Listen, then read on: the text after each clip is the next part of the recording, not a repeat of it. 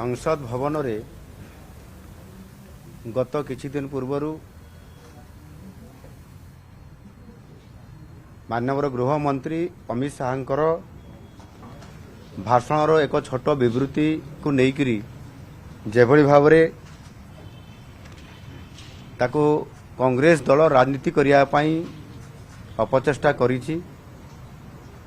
ताको मु गभीर भाव निंदा करुछि। बाबा साहेब आंबेडकर जे कि भारत वर्षर जड़े बरपुत्र थिले एवं संविधान रो प्रणेता हिसाब रे तांको भारत वर्ष तांको अभिहित करिछि सम्मानित करिछि। ए कथा को समस्त जानिछंती एवं सेथि पई आम दलर एवं आम शीर्ष नेतृत्व को ताकू यथोचित सम्मान प्रदर्शन करि आसुछंती। एठी जेभली भाव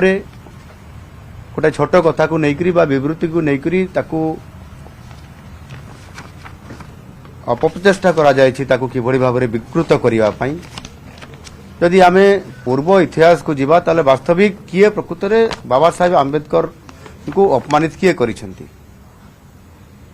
यदि एक कथा हमें देखिबा ताहले सबु क्षेत्र रे विशेष करिकरी आपनकर सामाजिक क्षेत्र रे हो किंबा राजनीतिक क्षेत्र रे हो जे कि सबुठारु जणे भारत वर्षर ज्ञानी एवं तांकर भारत प्रति श्रेष्ठत्व अवदान जहार रहितला तांकु सदा सर्वदा कांग्रेस दल अवहेला करि आसीछि एवं खाली अवहेला नुह प्रयास मध्य करिछि। से दृष्टिकोण कांग्रेस दल तरफरु कांग्रेस नेता मान तरफरु बारंबार बारंबार एवं निजे पंडित नेहरूंकर द्वारा मध्य तांकु अपमानित करा जाइछि एवं सेथि पई मु निश्चित भावरे दाबी रखुछि जे कांग्रेस दल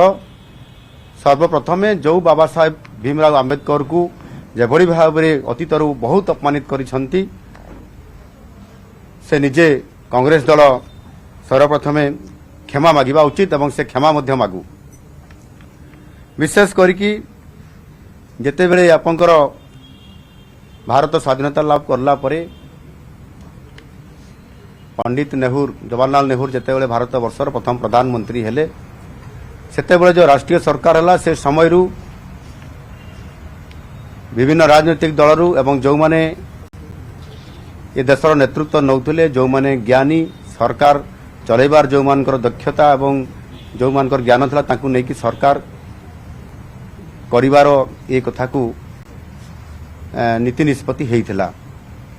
एवं सबुठारु ज्ञानी एवं अधिक ज्ञान अर्जन करिथिबा तथा शिल्प एवं विशेष करके अर्थनैतिक दृष्टिकोण स्वतंत्र भाव ज्ञान प्राप्त होता डॉक्टर बाबा साहेब आंबेडकर को से विभाग रे मंत्री न करी तांकु आईन विभाग रो दायित्व मध्य कांग्रेस सरकार समय पंडित जवाहरलाल नेहरू ही देइथिले एवं ताहा सहित मध्य एथिरे संरक्षण व्यवस्था कथा जिते बड़े आसिला सेते बड़े मध्य मुसलमान को संरक्षण देवा कथाटा को बेसी प्राधान्य दिया जाइथिला किंतु आदिवासी एवं हरिजन क्षेत्र रे सेथिरे स्वतंत्रता दिया जाई नथिला। एनु वास्तविक एथिरे जो पातर अंतर कांग्रेस करुथिला एवं ताकू जेते बेले ये कथा को दृष्टि आकर्षण करले भीमराव आंबेडकर जी तांकु से बहुत अपमानित करथिले। पंडित नेहरू जेते बेले डॉक्टर बीसी राय को एक चिठी रे से उल्लेख करथिले सेथिरे जो प्रतिवाद करथिले डॉक्टर भीमराव आंबेडकर विभिन्न कथा को लेकर जेते बेले पातर अंतर करा जाइथिला एवं से कथा को गुरुत्व देले नाही पंडित जवाहरलाल नेहरू सेते बेले से तांको पदवी इस्तीफा देइथिले एवं इस्तीफा देला परे पंडित नेहरू डॉक्टर बीसी राय को एक चिठी लिखिते और से चिठी रे स्पष्ट भाव थिला जे भीमराव आंबेडकर जो इस्तीफा दौरान से कांग्रेस दल उपरे कौन सी प्रकार प्रभाव पड़ो नहीं एवं आज कांग्रेस पार्टी किभली भाव में डॉक्टर भीमराव आंबेडकर सपक्ष कथा कहते ताकू से अपमान करछंती एवं से जेतेबेले ताको कथा को रखिले नहीं ये जो बारंबार घटना घटिला यानी संपूर्ण भाव में कांग्रेस दल भीमराव आंबेडकर बाबा साहेब को विरोध रे ही थिला 1952 लोकसभा निर्वाचन रे एवं 1954 निर्वाचन रे बाबा साहेब आंबेडकर जेतेबेले निर्वाचन रे लड़ुतले तांको विरोध रे कांग्रेस लड़ुतला तांको विरोध रे कैंडिडेट भी देइतला एवं सेथिरे निजे मध्य ताको हरैया पई निजे पंडित जवाहरलाल नेहरू तांको विरोध रे प्रचार भी करुतले बाबा साहेब आंबेडकर को परास्त करिया पई अपरपेक्ष जदि आम देखा ताले भारतीय जनता पार्टी जेतेबेले आम सर्वोच्च नेतृवृंद बाबा साहेब को जन्मस्थान मध्य प्रदेश जेतेबेले तांकर मध्य प्रदेश जेतेबेले तांकर स्मारकी सेठी प्रतिष्ठा करागला प्रधानमंत्री स्वर्गत अटल बिहारी वाजपेयी ताकू उद्घाटन करथिले एवं दिल्ली रे मध्य जेतेबेले आंबेडकर केंद्र एक प्रतिष्ठा करागला सेतेबेले मध्य आजिर यशस्वी प्रधानमंत्री नरेंद्र मोदी जी ताकू सेथिरे आम सरकार आसिला परे मध्य ताकू निर्माण करथिले एवं ताहार उद्घाटन मध्य करथिले एनु किए काहाकू सम्मान देबा कथा